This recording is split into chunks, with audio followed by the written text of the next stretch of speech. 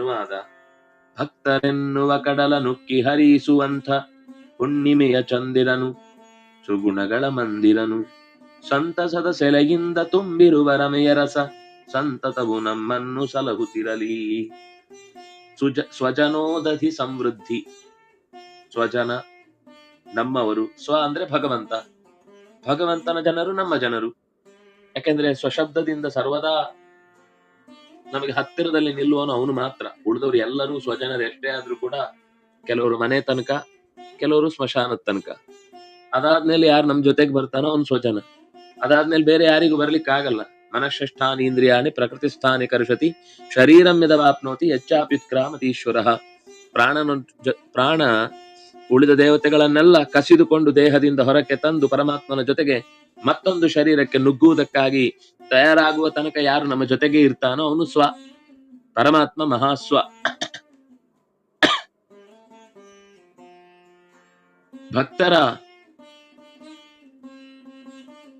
ಸಮುದ್ರವನ್ನ, ಉದಧಿ ಅಂದ್ರೆ ಸಜ್ಜನರ ಸಮೃದ್ಧಿ, ಸಜ್ಜನರ ಸಮೃದ್ಧವಾದ ಸಮೂಹವನ್ನ ಮತ್ತಷ್ಟು ಅವರ ಎದೆಯಲ್ಲಿ ಭಾವನೆಗಳ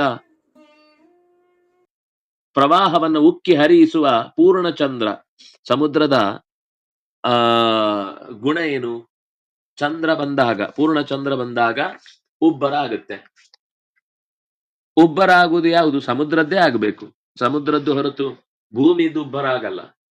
ಸಮುದ್ರ ಉಬ್ಬರ ಆಗಬೇಕು ಅಂತಂದ್ರೆ ಯಾವ ಸಮುದ್ರ ಉಬ್ಬರ ಆಗಬೇಕು ಅಂದ್ರೆ ಸ್ವಜನೋದಧಿ ಸಮೃದ್ಧಿ ಪೂರ್ಣಚಂದ್ರ. ಸಜ್ಜನರೆನ್ನುವ ಸಮೂಹದ ಹೃದಯ ಕಮಲದಲ್ಲಿ ಭಕ್ತಿಯ ಕಡಲು ಉಕ್ಕಿ ಹರಿಯಿಸುವ ಹಾಗೆ.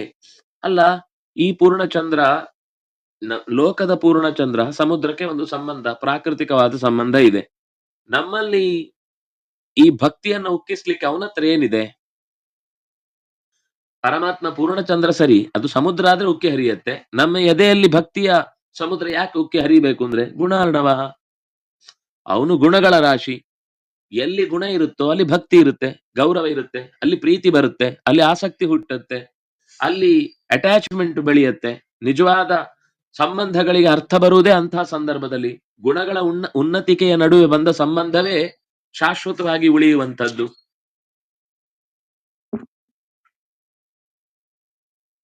ಎಷ್ಟು ಚಂದದ ಉದಾಹರಣೆ ಅಂದ್ರೆ ಇದನ್ನ ಇನ್ಯಾವ ರೀತಿಯಿಂದಲೂ ಕೂಡ ವಿವರಿಸ್ಲಿಕ್ಕೆ ಸಾಧ್ಯ ಇಲ್ಲ. ಇಷ್ಟು ಪ್ರೀತಿಯನ್ನ ಭಗವಂತನಲ್ಲಿ ನಮ್ಗೆ ಯಾಕೆ ಪ್ರೀತಿ ಬರುತ್ತೆ? ಕೃಷ್ಣನನ್ನ ನೋಡುವಾಗ ಆ ಪ್ರೀತಿಯನ್ನ ನಾವು ಕಾಣುವುದಕ್ಕೆ ಕಾರಣವಾದ ಸಂಗತಿ ಏನು ಅಂದ್ರೆ, ಯಾರೊಬ್ಬರನ್ನೂ ತನ್ನವರಲ್ಲ ಅಂತ ಅವನು ನೋಡುವುದಿಲ್ಲ. ಅವರ ಕಡೆಗೆ ಯಾರು ಕಣ್ಣು ಹಾಯಿಸಿ ನೀನು ನನ್ನವನು ಅಂತ ಭಾವಿಸ್ತಾನೋ ಒಬ್ಬ ವ್ಯಕ್ತಿ ಭಕ್ತಿಯಿಂದ, ಅಷ್ಟೂ ಜನರಿಗೂ ಅದೇ ಪ್ರೀತಿ ಕೊಡ್ತಾನೆ. ಅಷ್ಟೂ ಜನರಿಗೂ, ಅದು ಕೃಷ್ಣನಾಗಲಿ ರಾಮನಾಗಲಿ. ನೀವು ರಾಮನ ಚರಿತ್ರೆಯನ್ನ ಅಯೋಧ್ಯ ಕಾಂಡದಲ್ಲಿ ಓದಿದ್ರೆ ಎಷ್ಟು ಜನರಿಗೆ ಅವನ ಮೇಲೆ ಪ್ರೀತಿ ಇತ್ತು. ರಾಮಚಂದ್ರ ಕಾಡಿಗೆ ಹೋದ ಅನ್ನುವ ಕಾರಣಕ್ಕಾಗಿ ತಾನು 16 ವರ್ಷಗಳ ನಂತರ ಹೆತ್ತ ಮೊದಲ ಮಗುವಿನ ಮುಖ ನೋಡ್ಲಿಕ್ಕೆ ಅವಳಿಗೆ ಮನಸ್ಸಾಗ್ಲಿಲ್ಲ. ಅಂದ್ರೆ ರಾಮ ತನ್ನ ಮೊದಲ ಮಗ ಅನ್ನುವ ಪ್ರೀತಿಯಿಂದ. ಅವನು ಕಳೆದು ಹೋದ ಮೇಲೆ ಉಳಿದ ಮಕ್ಕಳಿಂದೇನು?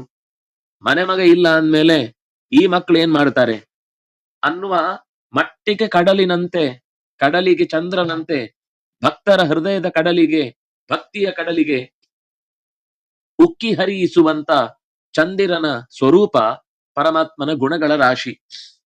ಅದನ್ನ ಅನುವಾದ ಮಾಡಿದ್ದವರು ಹಾಗೇನೆ, ಭಕ್ತರೆನ್ನುವ ಕಡಲ ನುಕ್ಕಿ ಹರಿಯಿಸುವಂತ ಹುಣ್ಣಿಮೆಯ ಚಂದಿರನು. ಯಾಕಂದ್ರೆ ಸುಗುಣಗಳ ಮಂದಿರನು. ಅಮಂದಾನಂದ ಸಾಂದ್ರೋನಃ ಸದಾವ್ಯಾದ್ ಇಂದಿರಾಪತಿ. ಮಂದ ಅಂದ್ರೆ ಸ್ವಲ್ಪ ಅಥವಾ ದಡ್ಡ ಅನ್ನುವ ಅರ್ಥದಲ್ಲಿ. ಚುರುಕು ಅಥವಾ ಹೆಚ್ಚಾದ ಆನಂದದ ಸಾಂದ್ರ ಅಂದ್ರೆ ಮುದ್ದೆ ಬೀಳುವುದು ಅಂತ. ರಾಶಿ ಒಟ್ಟಾಗುದು, ಸಾಂದ್ರತೆ ಅಂತ ನಾವು ಶಬ್ದ ಪ್ರಯೋಗ ಮಾಡ್ತೇವಲ್ಲ. ನೀರಿನ ಸಾಂದ್ರತೆ ಮಣ್ಣಿನ ಸಾಂದ್ರತೆಗಿಂತ ಅತ್ಯಂತ ಕಮ್ಮಿ ಇರುತ್ತೆ ಅಂತ. ಸಾಂದ್ರ ಅಂದ್ರೆ ಒಟ್ಟಾಗುದು, ಗಿಡಿಯುವುದು ಅಂತ ಹೇಳ್ತೇವಲ್ಲ. ಗಿಡಿದ ಮೋಡ ಕಪ್ಪಾಗಿ ಕಾಣುತ್ತೆ, ಚದುರಿದ ಮೋಡ ಎಲ್ಲೆಲ್ಲೋ ಹಾರೋಗುತ್ತೆ. ಮೋಡ ಗಿಡಿದಾಗ ಮಾತ್ರ ಮಳೆ ಬರ್ಲಿಕ್ಕೆ ಸಾಧ್ಯ ಆಗುತ್ತೆ.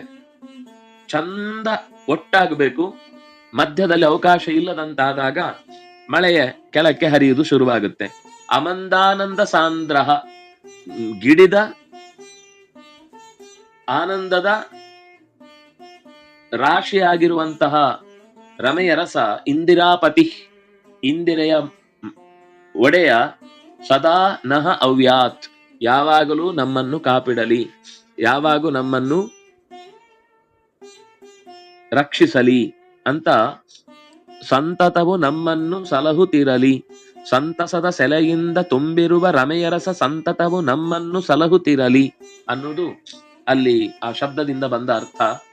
ಹಾಗಾಗಿ ಸಜ್ಜನರೆನ್ನುವ ಭಕ್ತಿಯ ಕಡಲನ್ನು ಉಕ್ಕಿ ಹರಿಯಿಸುವಂತಹ ಗುಣಗಳ ರಾಶಿಯಾಗಿರುವ ಚಂದ್ರ ಹೇಗೆ ಸಮುದ್ರವನ್ನ ಉಕ್ಕಿ ಹರಿಯಿಸ್ತಾನೋ ಹಾಗೆ ಹುಣ್ಣಿಮೆಯ ದಿನ ನಮಗೆ ಪ್ರತಿದಿನವೂ ಹುಣ್ಣಿಮೆ. ಈ ಹುಣ್ಣಿಮೆ 15 ದಿವಸಕ್ಕೊಮ್ಮೆ ಬಂದ ಮೇಲೆ ಮತ್ತೆ ಕಾಯ್ಬೇಕು 15 ದಿವಸ, ಅಂದ್ರೆ ಸುಮಾರು ತಿಂಗಳಿಗೆ ಒಮ್ಮೆ ಮಾತ್ರ ಉಕ್ಕಿ ಹರಿಯತ್ತೆ. ಈ ಪೂರ್ಣಚಂದ್ರ ಹಾಗಲ್ಲ ರೀ. ರಾಮಚಂದ್ರನನ್ನ ವರ್ಣನೆ ಮಾಡುವಾಗ ಹಾಗೆ ಹೇಳ್ತಾರೆ, ಈ ಚಂದ್ರ ಕಲೆ ಕಳ್ಕೊಳ್ಳುವುದೇ ಇಲ್ಲ, ಇದಕ್ಕೆ ಅಮಾವಾಸ್ಯೆ ಇಲ್ಲ, ಈ ಚಂದ್ರನಲ್ಲಿ ಕಳಂಕ ಇಲ್ಲ, ಈ ಚಂದ್ರ ಸೂರ್ಯನಿಂದ ಪ್ರಭಾವಿತವಾದದ್ದಲ್ಲ, ಇವನೇ ಸೂರ್ಯವಂಶದ ಚಂದ್ರ, ಇವನು ಸೂರ್ಯವಂಶದ ಚಂದ್ರ, ಸೂರ್ಯವಂಶದಲ್ಲಿ ಸೂರ್ಯನಿಂದ ಬೆಳಗಿದ ಚಂದ್ರ ಅಲ್ಲ ಅಂತ ರಾಮನನ್ನ ತುಂಬಾ ಚಂದದ ಹಿನ್ನೆಲೆಯಲ್ಲಿ ವರ್ಣನೆ ಮಾಡುವಂತಹದ್ದೊಂದು ಪದ್ಯ ಇದೆ.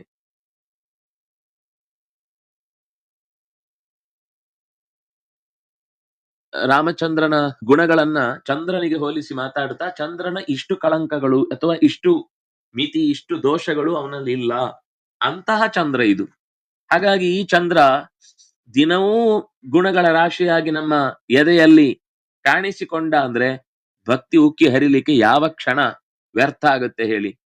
ಯಾವ ಕ್ಷಣದಲ್ಲಿ ಭಕ್ತಿ ಇಲ್ಲದ ಜಾಗ ಹುಟ್ಟತ್ತೆ? ಅಂತಹ ಭಕ್ತಿಗೆ ಸದಾ ಕಾರಣನಾಗಿರುವಂಥವನು ಯಾವಾಗಲೂ ಅವನು ರಕ್ಷಣೆ ಮಾಡಬೇಕಾದ ಹೇಗೆ?